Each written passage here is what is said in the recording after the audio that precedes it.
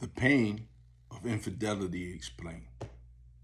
You see, when you, as a person, are pursued by other people, when you, as a person, have had a great loving person, when you, as a person, everywhere you walk every day, somebody comes by and they trying to get with you, and every time you're in a relationship, other people try to get with you. You start telling yourself these things, whether it be self-deception or not, but you start feeling really extraordinary. You feel like you have the ability and love and the caring and the compassion and the loyalty and all these things associated with relationships that makes you extraordinary.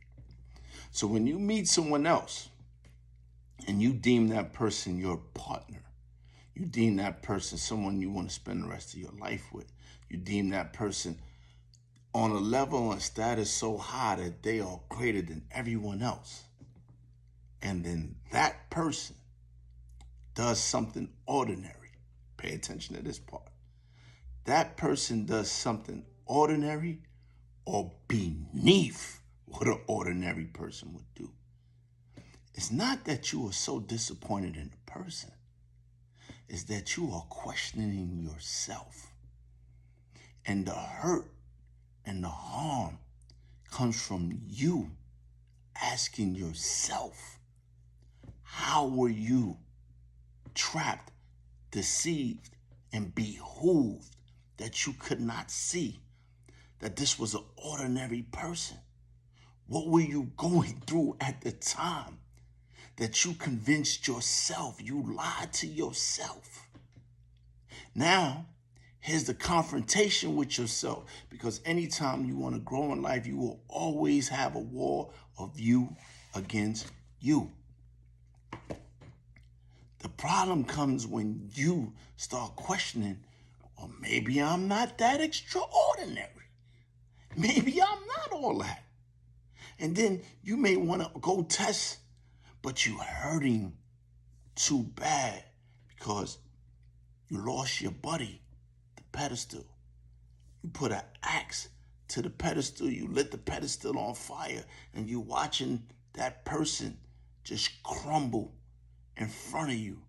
And you thinking about the time that you was with this person, that someone that looked like a greater opportunity was pursuing you. And for some of us, someone was promising you the world. And you said, no, got a feeling about this person because they do one or three things special. And you are left with this war within yourself. And because you don't have the ability to take it out on yourself, you haven't been learned accountability, you haven't been taught how to sit down and meditate and resolve your issue. You don't have emotional intelligence. For some people, they don't know how to say, what am I feeling? It's not anger. I know that's the only way you know how to express it because you wasn't taught emotional intelligence. It wasn't so much that you hate and want to kill a person. It's you don't like the disappointment in the choice that you made. You sit down and you say to yourself, day after day, in the middle of the night, how did I choose this deceitful person all this time? So now here's my suggestion and a solution to why we won't have an infidelity problem. How about we follow the advice of this book, and when we really start liking a person, that we be honest. Men, explain to the woman if you are this type of man. Explain to the woman that God gave you millions of sperm for a reason, and those sperms control you, and those desires and satisfaction that you get from conquering other women makes you feel like more of a man, so you can't be monogamous. It's not your nature to be so, and you don't know how to be domesticated and trained to be monogamous. Tell her that. Give her the choice. If you do it correctly, the women will be able to have an understanding and even get along. Ladies, whoo, you are the best at this, because if it ain't direct video, even when it's video, you are not the father. You guys would be like, nope, I swear on a stack of Bible, I'm taking this to the grave. No, no, no, I didn't see nobody else. You are not the father. I don't know, the test must be wrong.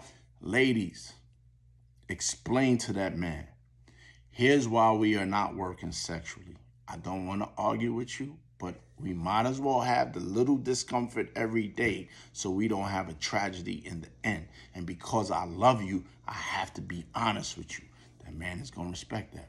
Here's where you're slacking in bed, or simply, I like variety. Or if you superwoman, hey, I find that I'm being attracted to someone else. And here's the reasons why. This is what he does, and this is what you don't do, or this is what she do, or they do, or whatever. Why don't we just be honest, really honest from the beginning, in the middle, or towards the end? This is who I am. I don't want to betray you, so I want to be honest.